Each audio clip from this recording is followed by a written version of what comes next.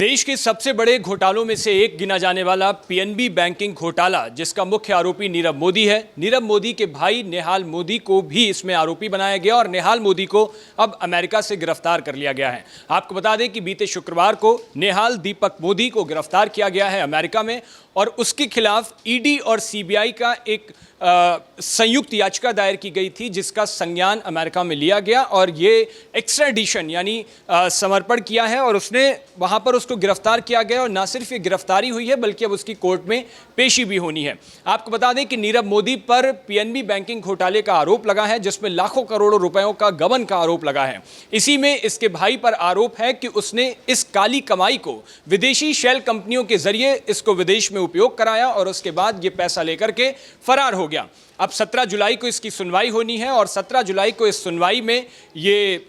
माना जा सकता है कि वो अपनी जमानत अर्जी दाखिल कर सकता है, लेकिन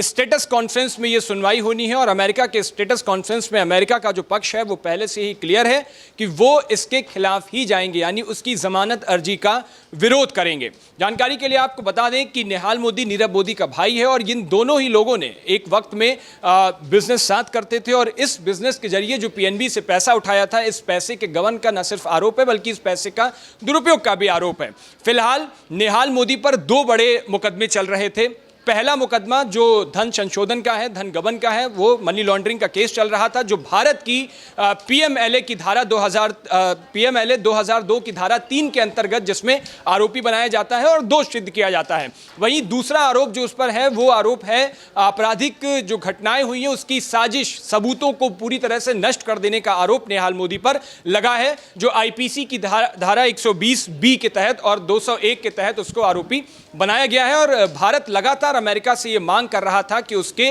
गिरफ्तार किया जाए और उसको गिरफ्तार करके भारत को सौंप दिया जाए, जिससे कि जब भारत में उसको लाया जाएगा तो यहाँ पर जो कुछ पूरा मामला था इस घोटाले का उस पर ट्रायल चल सकेगा और ट्रायल में कैसे हुआ था ये घोटाला, इसमें और कौन कौन आरोपी थे, क्या कुछ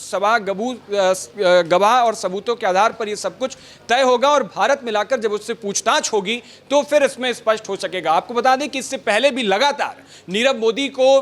भारत सरकार अमेरिका से कई बार गुजारिश कर चुकी है, अमेरिका से उसके प्रत्यर्पण की मांग कर चुकी है और इस एक्स्ट्राडिशन को लेकर के अमेरिका भी लगातार भारत के पक्ष में दिखाई दे रहा है और इसीलिए शुक्रवार को उसके भाई की जो गिरफ्तारी हुई है उसमें अमेरिका का पक्ष बिल्कुल क्लियर है कि वो उसकी न सिर्फ गिरफ्तारी करेंगे, न सिर्फ भारत को सौंपने की बात कही जा रही है, बल्कि अगर वो जमानत अर्जी स्टेटस कॉन्फ्रेंस के जरिए जब सुनवाई होगी तो अपने वकील के जरिए जब वो जमानत अर्जी दाखिल करेगा तो अमेरिकी पक्ष जो होगा वो इसका विरोध करेगा। यानी साफ तौर पर अगर अमेरिका में उसकी जमानत अर्जी का विरोध होगा तो भारत में उसको सौंपने की जो प्रक्रिया है वो आसान हो जाएगी और भारत में उसको लाने की जो प्रक्रिया होगी वो बेहद आसान हो जाएगी और उसको भारत लाया जा सकेगा और उसके बाद इस पूरे मामले को लेकर भारत में ट्रायल चलाया जाएगा, जिसमें न सिर्फ नेहाल मोदी बल्कि नीरव मोदी ने यह घोटाला कैसे किया, पैसे का कहां-कहां दुरुपयोग हुआ, जो काली कमाई थी उसको किन शेल कंपनियों के जरिए पहुंचाया गया, कहां-कहां ट्रांसफर किया गया, इसमें और कौन-कौन आरोपी हैं, इस सब को जब ट्रायल चलेगा तो वो सारी परत दर परत चीजें खुलती चली आएंगी और इसका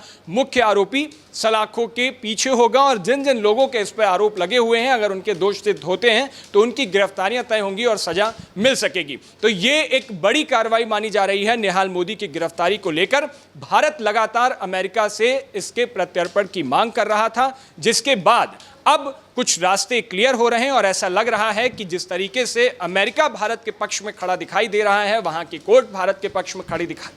दिखाई दे रही है, ऐसे में यह साफ लग रहा है कि जल्द ही हो सकता है नेहाल मोदी को भारत में सौंप दिया जाए और उसके बाद नीरव मोदी को भी भारत लौटाने का, भारत को सौंपने का रास्ता जो है वो साफ होता नजर आएगा। इस पर हम अपडेट लगातार लेते रहेंगे। देश और दुनिया की बाकी तमाम खबरों के लिए देखते रहिए भारत एक्सप्रेस।